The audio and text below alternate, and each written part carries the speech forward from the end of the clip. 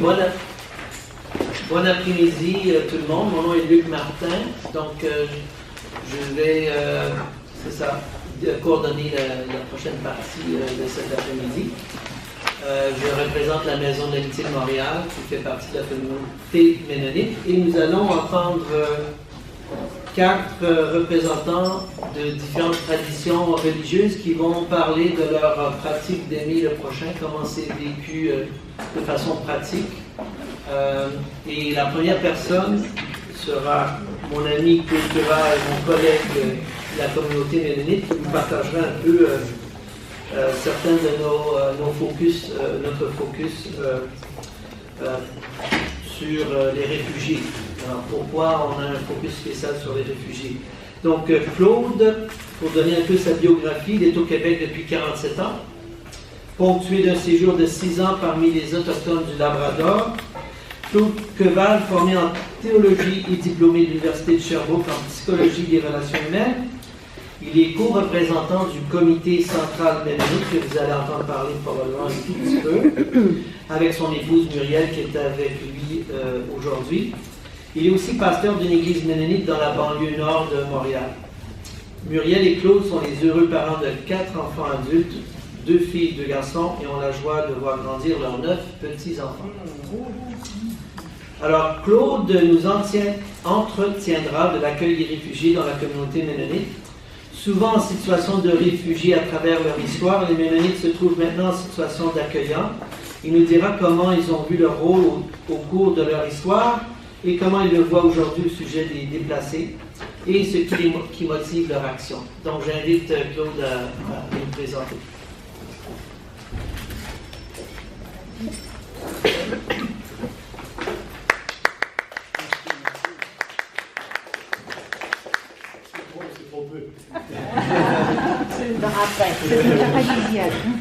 Merci de votre accueil. C'est ça, voilà, vous avez un Ménonite devant vous. En fait, vous avez un Ménonite d'adoption devant vous. Le vrai Ménonite, c'est Luc Martin, dont les ancêtres de Suisse sont venus il y a plusieurs siècles maintenant, en Pennsylvanie, et puis en Ontario et au Québec ensuite. Donc, Luc est héritier de cette belle tradition ménonite. Moi, j'ai été accueilli dans cette communauté avec mon épouse il y a à peu près une vingtaine d'années. Alors, c'est ça mon héritage, à Muriel et à moi, puisque c'est le congrès sur la lumière. Eh bien, nous sommes là, c'est parce que, pas comme ménonites seulement, aussi comme ménonites, mais c'est parce que nous avons, Muriel et moi, été un jour éclairés par une lumière. Et pour nous, cette lumière, c'était le Christ lui-même. Muriel a connu le Christ, elle avait 13 ans, et moi j'avais 19 ans, après beaucoup d'une vie un peu turbulente et dépressive dans la marine française. Donc j'ai rencontré le Christ qui m'a apporté sa lumière, une lumière qui ne m'a pas aveuglé, qui m'a interpellé, une lumière qui m'a inondé et qui m'a tout simplement appelé au service. Et donc nous avons servi à la suite du Christ dans plusieurs églises chrétiennes, l'armée du salut évidemment, alors qui est tout à fait axée sur le service. Et puis nous avons rencontré les Ménonites, donc il y a une vingtaine d'années. Donc, qui sont les Ménonites? Premièrement, bien écoutez, les Ménonites, qu'est-ce que ça mange en hiver, dira-t-on? C'est tout simplement un mouvement religieux qui est né de la réforme protestante. Et dans les années 1500, il y a un prêtre qui s'appelait Menno Simons, en Hollande, qui a donc entendu parler de la réforme de Luther et qui a adhéré à cette réforme, qui a décidé donc de suivre cette réforme, mais en trouvant que cette réforme n'allait pas assez loin. Et donc on a appelé ce mouvement-là les Ménonites, du nom de Menno Simons, ce prêtre qui est devenu protestant, en tout cas qui a adopté le protestantisme. Et on les a appelés des anabaptistes aussi. Le mouvement anabaptiste, c'est parce que ces Ménonites trouvaient que Luther n'allait pas assez loin, et donc on a décidé à nouveau de demander aux gens de se faire baptiser, les anabaptistes, ceux qui se font baptiser une nouvelle fois, et parce qu'on croyait que c'était important pour les croyants d'affirmer leur foi en se faisant baptiser, ce qu'un bébé, d'après les protestants, ne pouvait pas faire évidemment. Donc c'est un mouvement, on va dire, de la réforme radicale, qui mettait beaucoup l'accent aussi sur la non-violence, sur la résistance pacifique. et sur la question de la séparation de l'Église et de l'État. Donc ce mouvement s'est répandu dans beaucoup de pays d'Europe, en Suisse, en France, en Allemagne, et évidemment ces mennonites, avec des majorités catholiques dans certains pays, majorités protestantes dans d'autres, en Allemagne, en France, en Suisse aussi, ont été vite vus comme une marginalité et l'Église d'État les a souvent chassés ou pourchassés, persécutés.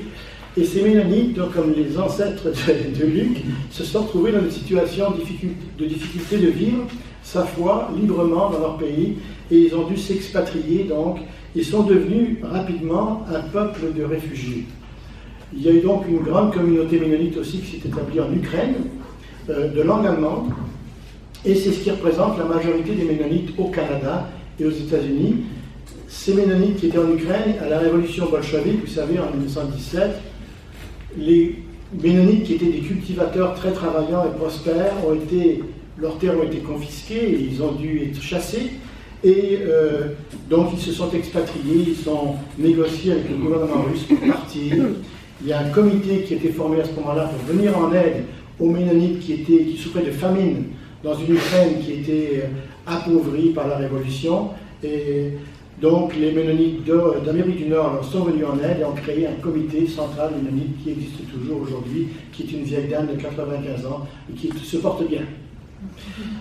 Alors voilà pour les mennonites, donc il y a à peu près 1 600 000 mennonites dans le monde, et 60% des mennonites vivent, c'est curieux, dans les pays du Sud. Le Congo, la RDC, il y a plus de mennonites probablement même que dans beaucoup de pays, et aux Indes aussi, il y a une grande communauté de mennonites. Donc ici au Canada, c'est surtout dans l'ouest, au Manitoba, Colombie-Britannique, qu'on trouve des mennonites. En Ontario aussi, du côté de Kitchener, Saint-Jacob, etc.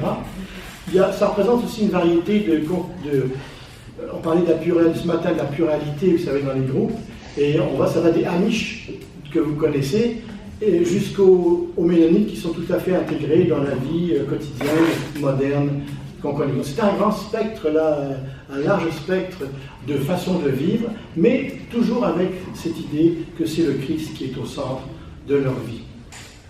Alors, ces mennonites dans le monde, c'est une communauté en mouvement. Parce que dans leur histoire, comme je l'ai dit tout à l'heure, ils ont été marginalisés, persécutés, à la fois par les églises catholiques que protestantes, que par l'État, et donc ils se sont trouvés en situation eux-mêmes de réfugiés.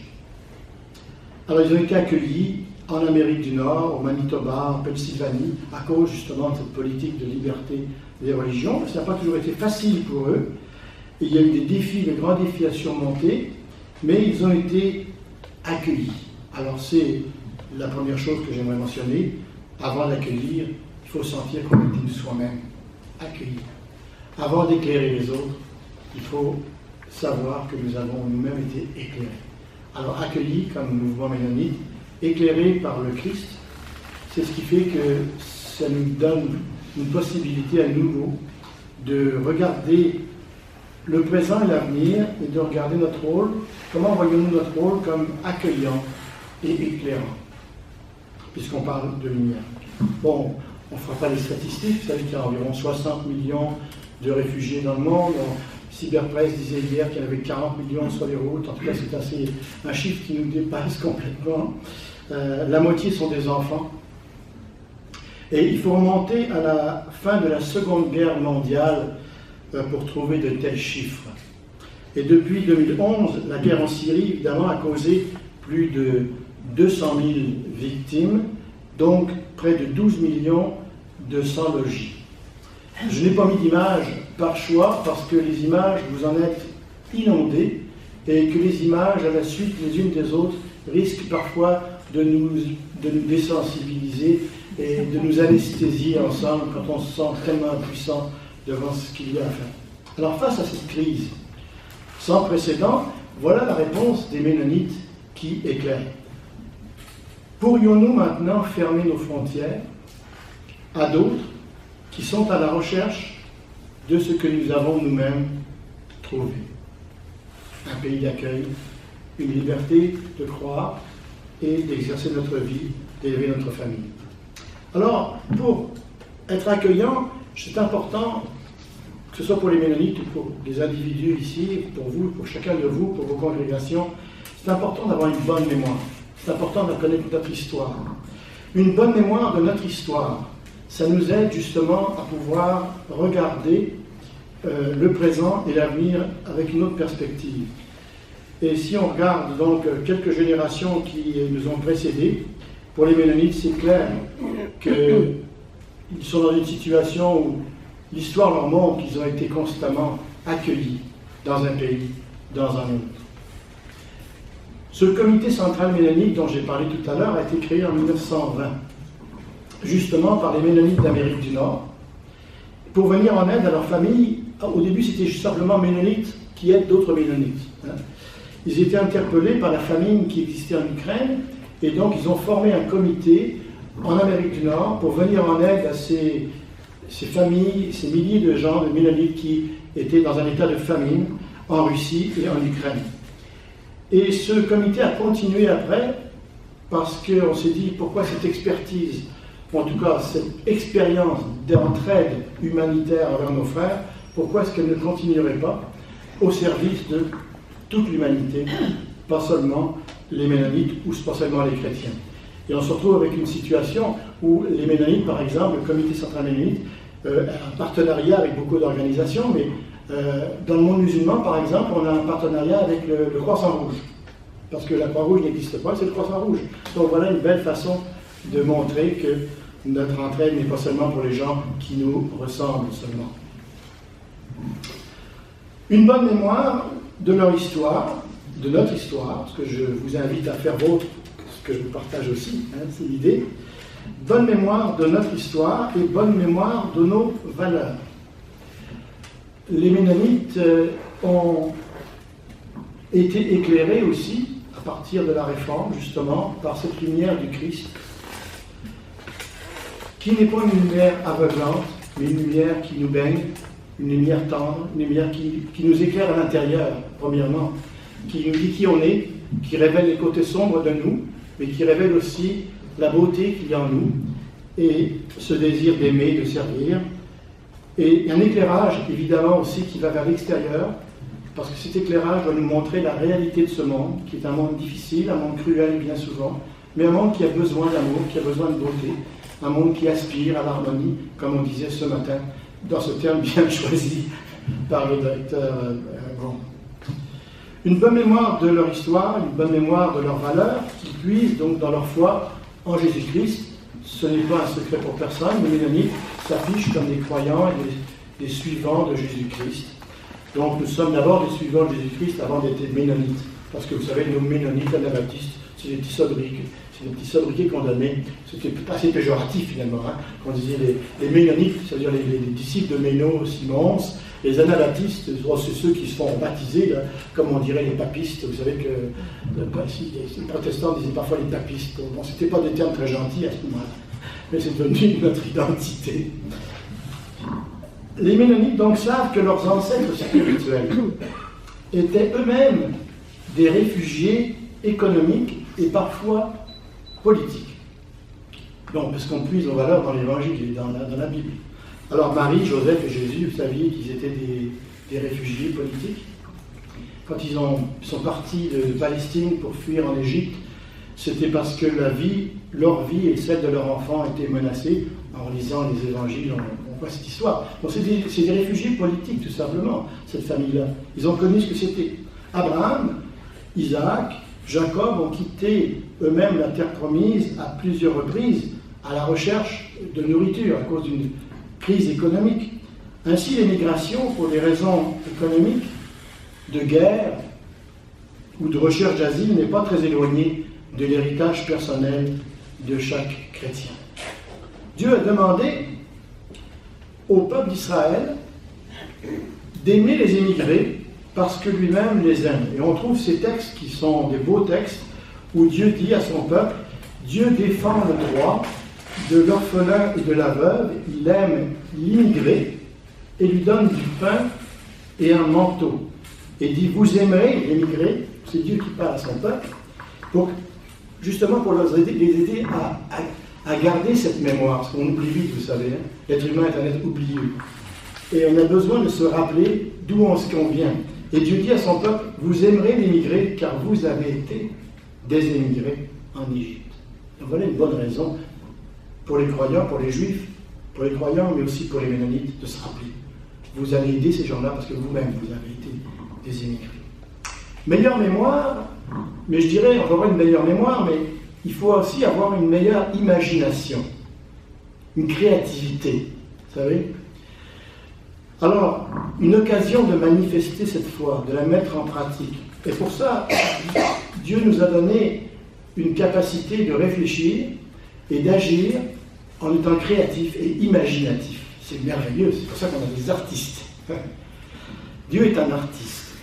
Alors le travail d'accueil et d'assistance aux réfugiés et aux émigrés en Europe et en Amérique du Nord a été dans le passé en grande partie celui des gouvernements qui apportaient l'État-providence, qui apportaient de l'aide. Et la tâche, ou la taille de la tâche et l'urgence avec laquelle cette assistance doit être donnée aujourd'hui ne peut plus simplement être celle des gouvernements. Elle doit être aussi... Donc MCC travaille avec ces gens-là pour les aider avec la nourriture, mais l'éducation aussi, pour leur permettre de se préparer à émigrer ailleurs, mais aussi se préparer à retourner chez eux. Parce que c'est ça le but au fond, de retourner dans le pays de son enfance. Vous pouvez aller regarder sur le site du MCC pour regarder tout ce qui se passe. Je ne suis pas ici pour faire de la publicité ou une levée de fonds aujourd'hui pour le comité central ménonite, mais vous pouvez regarder ce qu'on y fait. Plutôt pour parler des motivations profondes, l'engagement d'accueillir les étrangers et le message de la Bible des prophètes, puisqu'on parlait ce matin des prophètes, des gens qui sont subversifs.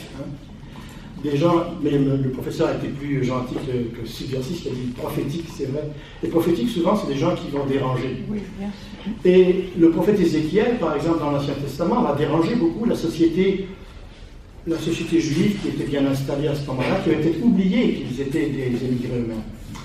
Et il fait référence à des villes comme Sodome et Gomorrhe, c'est en général pas très gentil quand on compare les gens à Sodome et Gomorrhe, des villes puissantes qui, voilà ce qu'il dit, il dit, voici quelles furent leurs fautes, et c'est intéressant, voici quelles furent leurs fautes. Ta sœur Sodome et les localités voisines, elles ont vécu dans l'orgueil, le rassasiement et une tranquille insouciance. Elles n'ont pas secouru les pauvres et les défavorisés. Alors, Ézéchiel serait là aujourd'hui, il pourrait dire à Montréal peut-être, ou aux grandes villes du monde, aux grandes puissances, vous vivez dans l'insouciance, dans le rassasiement, dans l'orgueil, et vous avez oublié finalement les pauvres. Donc c'est un message qui est encore tout à fait actuel. Jésus, vous savez, nous interpelle aussi dans le Nouveau Testament avec une parabole sévère qui a été citée ce matin, je crois, qui dit « J'ai eu faim, vous ne m'avez pas donné à manger. J'ai eu soif, vous ne m'avez pas donné à boire. J'ai été étranger, vous ne m'avez pas accueilli. J'étais nu, vous ne m'avez pas vêtu. J'étais malade en prison, vous ne m'avez pas visité. » Il va dire aussi que vous allez faire, peut-être vous l'avez fait. Donc, aussi bien l'Ancien que le Nouveau Testament nous rappellent pas seulement notre devoir, mais notre mission. Parce qu'on l'a dit ce matin, dans je crois, la façon musulmane de voir l'amour du prochain, l'amour de Dieu, c'est une question intégrée avec l'adoration. Alors, si vous adorez Dieu, vous êtes des adorateurs de Dieu, automatiquement, vous allez être sensible. Ça va faire partie de vous-même de donner à boire, de donner à manger, de vêtir, d'accueillir, de recueillir. Ça va de soi. C'est pas un message, c'est pas une espèce d'option qu'on ajoute au programme chrétien.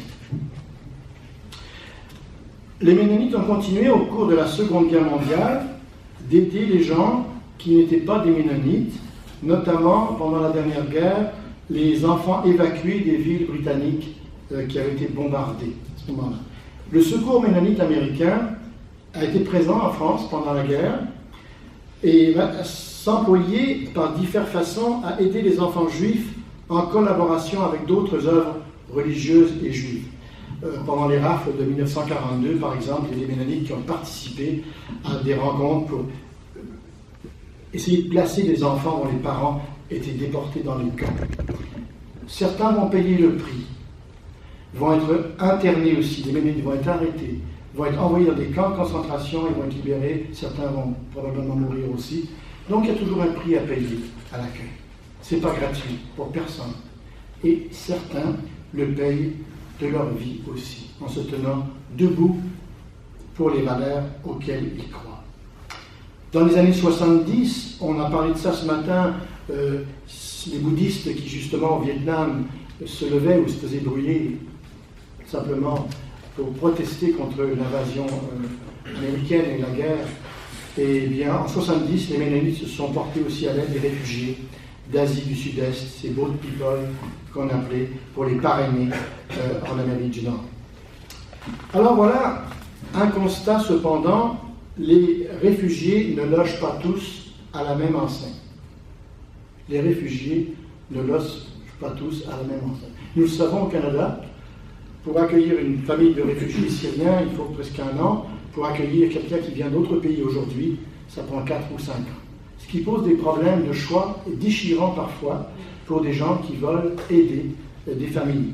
Une communauté ménonite de Montréal a dû être tiraillée par ce choix-là et dire bon, ça prend 4-5 ans pour accueillir une famille d'ailleurs, alors qu'une famille de réfugiés syriens, ça prend 1 an seulement. Donc ça fait 2 catégories de réfugiés qu'on accueille aujourd'hui.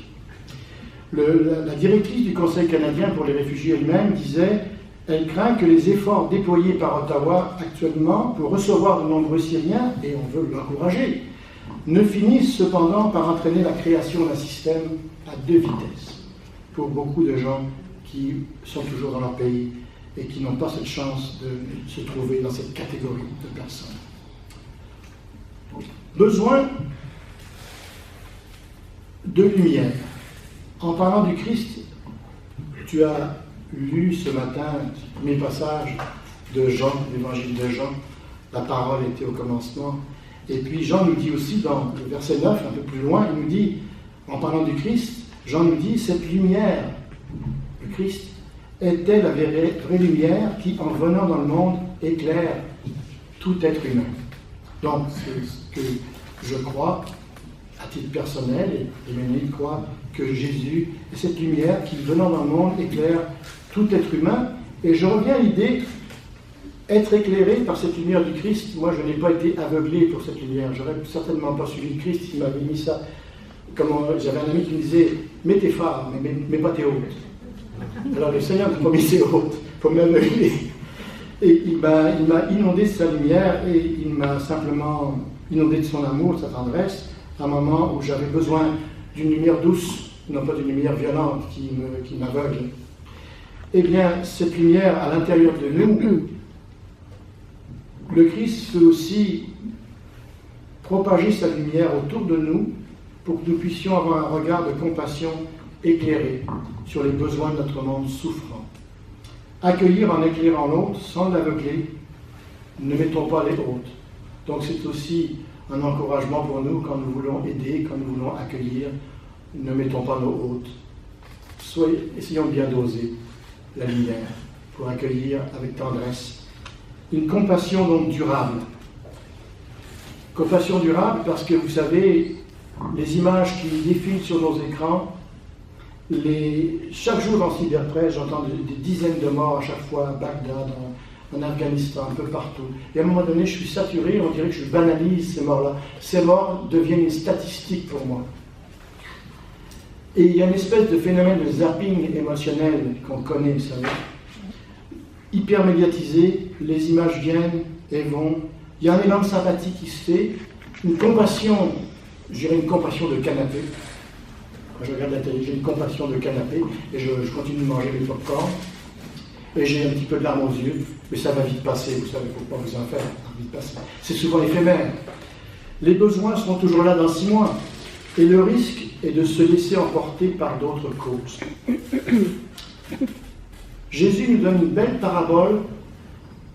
On en a parlé ce matin, le professeur Brown en a parlé, la parabole du Samaritain.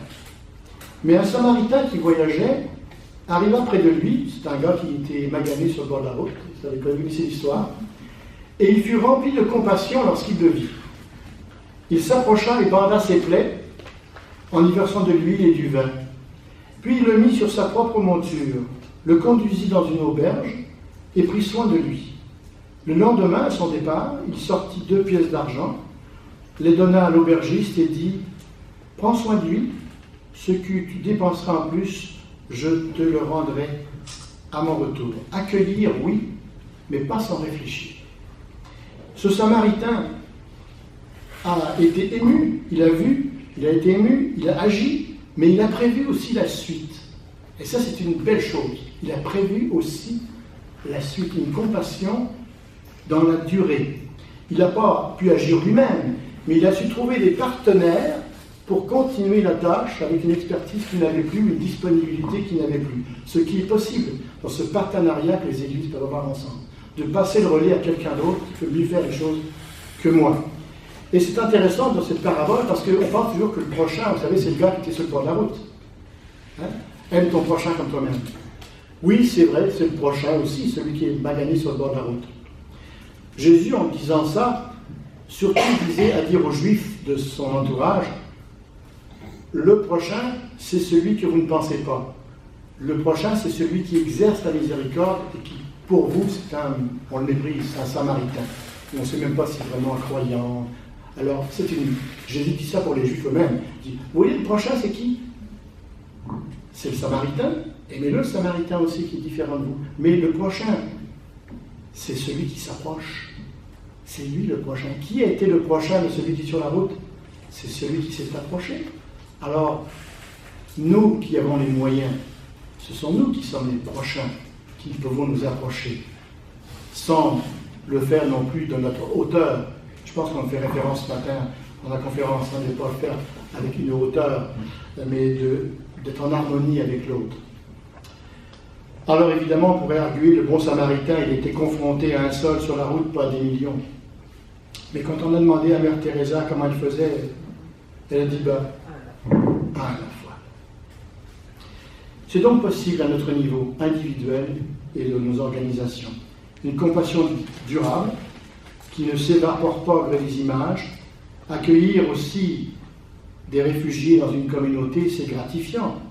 C'est découvrir des êtres humains derrière les chiffres, c'est partager leur soulagement d'être en sécurité, de pouvoir envisager un avenir, c'est accompagner leur démarche administrative. Et leur premier pas dans une société étrangère, c'est les aider à apprendre une nouvelle langue, mais c'est aussi sentir leur reconnaissance. C'est gratifiant, ça. C'est un beau cadeau.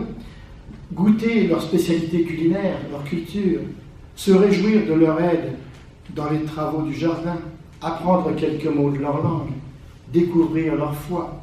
C'est beaucoup de chaleur humaine et un enrichissement insoupçonnable. Nous sommes, avec notre humanité, chevillés au corps et au cœur, promptes à nous laisser mouvoir et émouvoir, désireux de le faire, tout en reconnaissant que nous sommes limités par la fragilité de nos possibles. Nous avons donc besoin de nous laisser imprégner par la lumière du Christ, par la prière, dans l'écoute, de réfléchir aux différentes façons d'incarner et d'expérimenter une véritable compassion au quotidien, à long terme, avec créativité. Et nous pourrons dire peut-être, comme Job le disait, l'étranger ne passait jamais la nuit dehors, puisque ma porte était ouverte aux voyageurs. Merci.